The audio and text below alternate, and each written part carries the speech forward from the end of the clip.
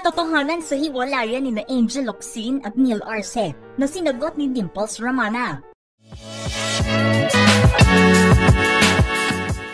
Ay kasabihan na mother knows best, mayroon namang best friend knows best. Para kasi kina Angel Locsin at Dimples Romana, walang makakapantay sa pagkakaibigan na mayroon sila magmula noong maging malapit sila sa isa't isa. Dahil sa ginagawang serye na Lobos sa ABS-CBN noong 2008, at sa Manggang Hilaw ay napatunayan nilang dalawa na panghabang buhay ang ibinigay sa kanilang relasyon. Si Dimples ang kauna-unahang tao na sinabihan ni Angel tungkol sa pagpapakasal nito sa producer na si Neil Arce. Si Dimples lang din kasi sa ngayon ang nakakaalam kung ano na ang kalagayan ni Angel matapos nitong magdesisyon na magpahinga panandalian sa showbiz. Maraming ang lumabas na balita sa matagal na pagkawala ni Angel sa entertainment scene. Nariyan ang tungkol sa pagbubuntis ni Angel.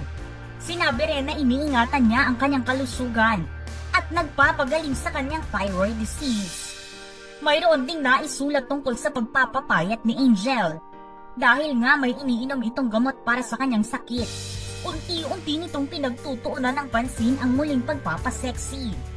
Naisulat din na inaalagaan at hands-on ito sa kanyang ama na 97 na ang edad ngayon. At ang pinaka-pinag-usapang intriga sa buhay ni Angel ay ang di umano'y hiwalayan nilang dalawa ni Neil Arce. Halos 3 taon pa nga lang nakasal sina Neil at Angel. Ginawa nila ito noong July 26, 2021 sa pamamagitan ng isang civil ceremony.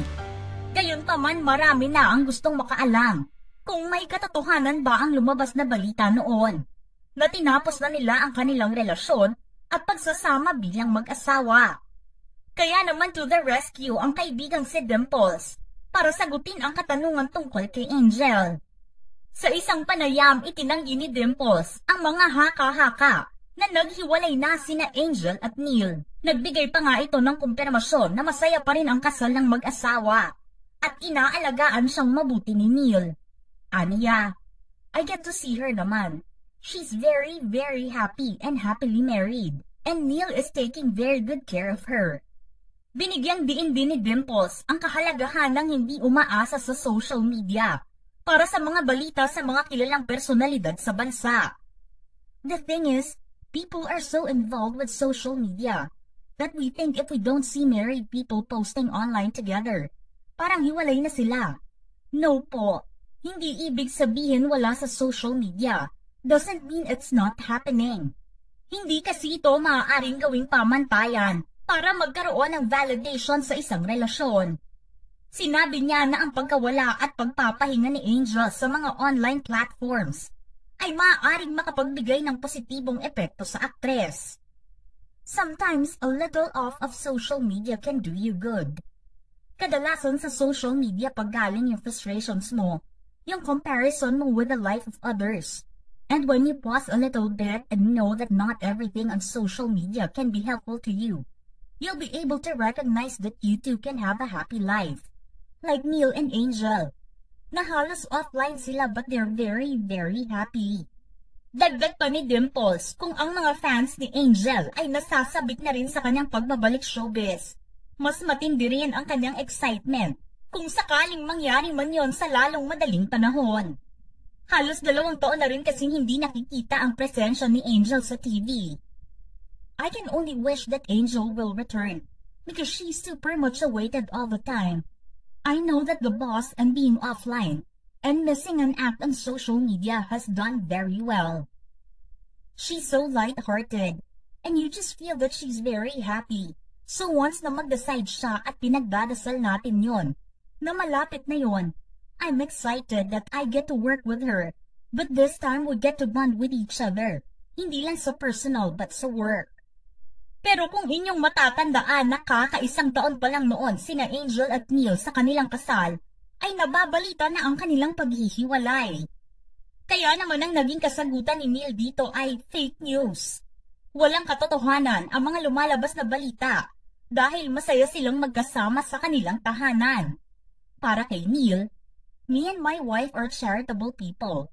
Donation na po namin sa fake news peddlers. Yung kikitain nila sa pagpapakalat ng fake news. Besides, deserve naman ng followers and subscribers nila na makarinig ng kasinungalingan.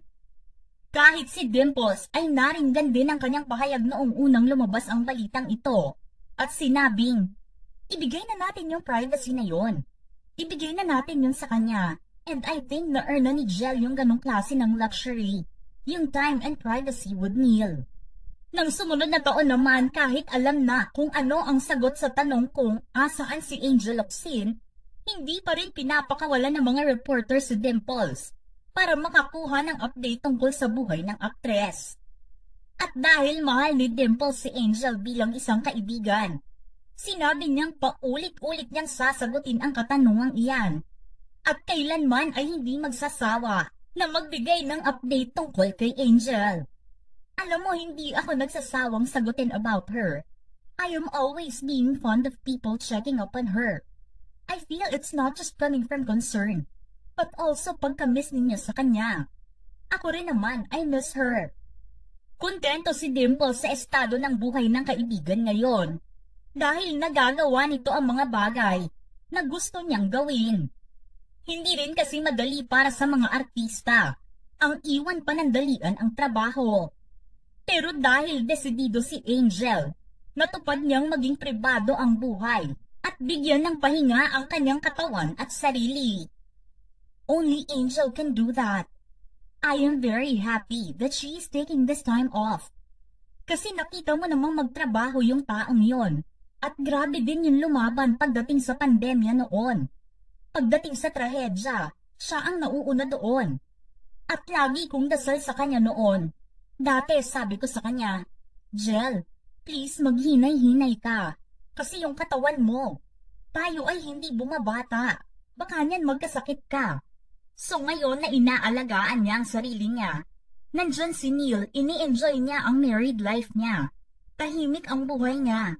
Ang saya-saya ko para sa kanya. Saludo rin si Dimple sa paninindigan ni Angel sa pagpapahinga sa showbiz. Isang aral din ang kanyang natutunan mula sa kaibigan. Sinabi niya na hindi lahat ng bagay ay dapat nakapost sa social media.